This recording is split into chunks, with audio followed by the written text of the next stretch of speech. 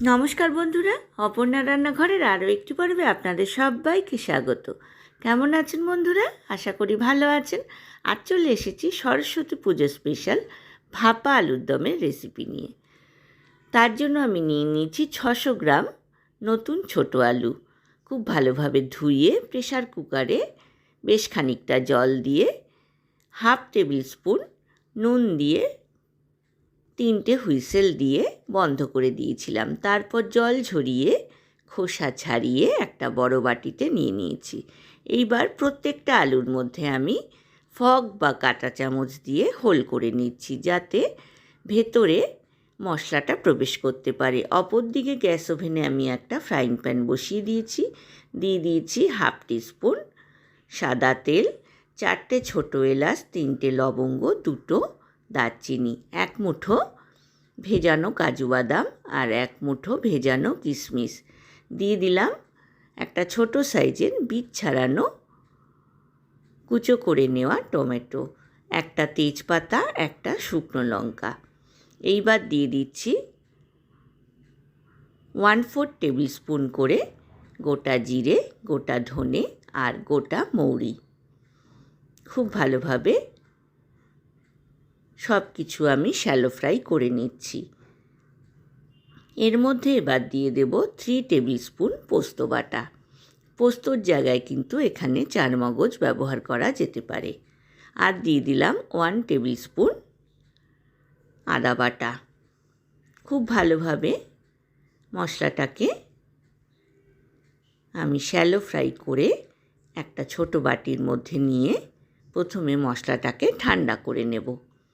তারপর মিক্সার গ্রাইন্ডারে ব্লেন্ড করে নেব। মিক্সার গ্রাইন্ডারের মধ্যে দিয়ে দিলাম, এইবার এর মধ্যে দিয়ে দিলাম 2 টেবিল স্পুন টক দই আর দিয়ে দিলাম 2টো চেরা কাঁচা লঙ্কা।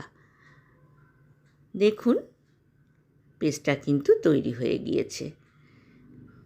নুন, চিনি আর ঝালটা কিন্তু আপনারা আপনাদের পছন্দ মতো ব্যবহার করবেন। এইবার বড় বাটিতে রাখা আলুগুলোর মধ্যে আমি ব্লেন্ড করে নেওয়া মশলার পেস্টটা দিয়ে দিলাম। এইবার দিয়ে দিলাম স্বাদ মতো নুন আর চিনি। এইবার দিয়ে দেব 1 টেবিল স্পুন কাশ্মীরি লাল লঙ্কার গুঁড়ো। আমি কিন্তু এখানে হলুদের ব্যবহার করিনি। দিয়ে দিলাম 1/4 কাপ মটরশুঁটি আর 3টে চেরা কাঁচা লঙ্কা। দিয়ে দিলাম 2 টেবিল স্পুন সাদা তেল আর 1 টেবিল স্পুন ঘি। খুব ভালোভাবে হাত দিয়ে সব উপকরণের সাথে আলুকে মিক্স করে নিচ্ছি। বন্ধুরা যারা প্রথম থেকে আমার সঙ্গে আছেন তাদেরকে অনেক ধন্যবাদ। আর যেসব বন্ধুরা প্রথম আমার চ্যানেলে ভিজিট করছেন তাদেরকে আমার চ্যানেলে স্বাগত জানাই। খুব ভালোভাবে আলুটাকে আমি সব উপকরণ দিয়ে মেখে নিয়ে মিক্সার গ্রাইন্ডারের মধ্যে সামান্য একটু জল দিয়ে সেই জলটাও আমি আলুর মধ্যে দিয়ে দিলাম। এইবার বাটির চারধারটা আমি টিস্যু পেপার দিয়ে পরিষ্কার করে দেব। আলুটাকে আমি আধ ঘন্টার জন্য ঢেকে রেস্টে রাখব। খোয়া বানিয়ে নিতে হবে। সেখানে আমি গুঁড়ো দুধের মধ্যে সামান্য একটু গরম জল দিয়ে খোয়া বানিয়ে নিয়েছি। এখান থেকে 2 টেবিল স্পুন খোয়া আমি এখানে ব্যবহার করলাম। এটা লিকুইড খোয়া।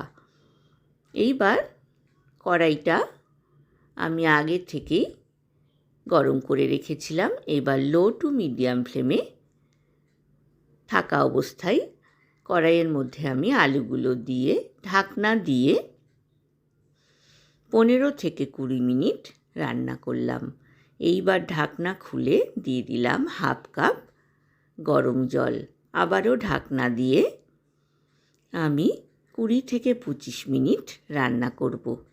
দেখুন ভাপা আলুর দম কিন্তু একদম তৈরি হয়ে গিয়েছে। আমি গ্যাসের ফ্লেমটা বন্ধ করে দিয়েছি আর সার্ভিং প্লেটে ভাপা আলুর দম ওপর থেকে গ্রিন পিস আর ধনেপাতা কুচি দিয়ে গার্নিশিং করে দিয়েছি।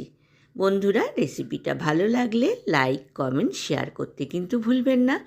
পাশে থাকা বেল আইকনটা প্রেস করবেন, তাহলে আমার নতুন নতুন রান্নার নোটিফিকেশান বা আপডেট কিন্তু আপনার কাছেই প্রথম পৌঁছবে।